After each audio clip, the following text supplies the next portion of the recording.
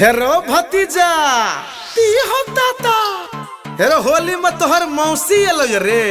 बड़ी छम छम करे छो आ होली में लागे जना कूली लेबर हमर दीदिया के देवर होली हो डीजे पूरी संकट लागे बना भौसी परसा रविंदा हेरे होली में याल छे भैया के घरे देखही न घूमे छे भौजी के जारे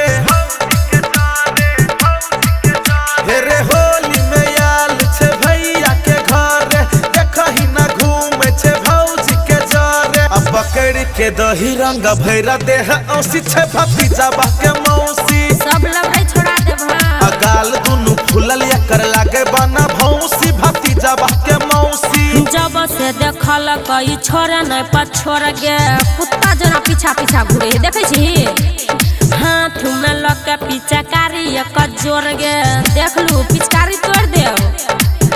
हे गे जब से देखल कई छोरा नहीं पछोर गे हाथ में लके पीछा कारी एक जोर गे होली में लागे जना फूली लेबर हमर दीदिया के देवर लगे अबीर देखाबै छै देवर हमर दीदिया के देवर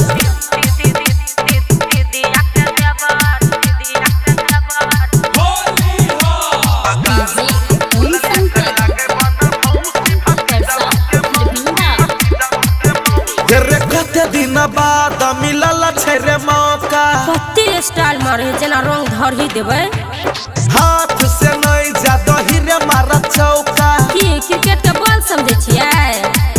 हेगे हम हुनै छियै सखी के करो से कम गे घोर के बाल्टी में रखने छी रंग गे आ कहे छे देखही न मुंह देबो झौसी छे भतीजा बा के मौसी लकवे धरा दे हां अगाल दुनु फुलल कर लागे बना भौसी भतीजा बा के मौसी आ होली में लागे जना कूली लेबर हमर दीदिया के देवर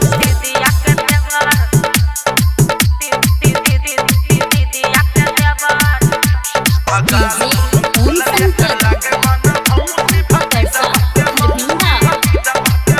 हेरो मोबिल में दही न रंग मिला के त हमहू केरा के पानी मिला के ध दे बुझली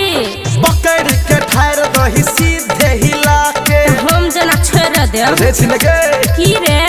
संतो सिरहाली कौशल से न डरबै सन्नु कुमार के रंग गे ढरबै एकर नीचा ऊपर रंग दही भ जेते खौसी छे भतीजा बा के मौसी बेमरिया हवा भगली कि नहीं अब पकड़ के दही रंग भैरा देह औसी छो भतीजा बा के मौसी हेगे होली में लागे छै कूली लेबर हमर दीदिया के देवर मिक्स बाय अमित राजा।